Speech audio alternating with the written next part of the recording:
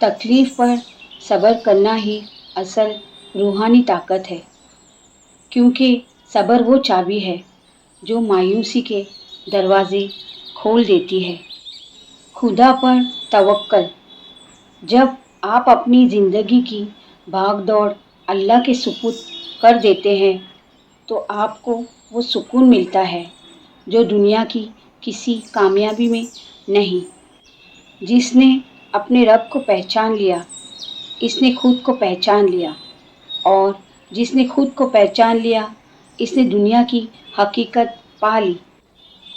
آپ کی روح اس وقت تک آزاد نہیں ہو سکتی جب تک آپ ماضی کے بوجھ کو دل سے نہیں اتار دیتے۔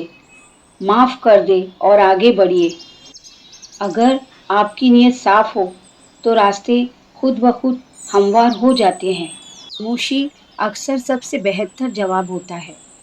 جب الفاظ آپ کی روحانی حالت کو بیان نہ کر سکے تو رب کے سامنے خاموشی اختیار کرے۔ روحانیت کوئی کتاب پڑھنے کا نام نہیں، بلکہ اپنے دل کو حسد، بغض اور دکھاوے سے پاک کرنے کا نام ہے۔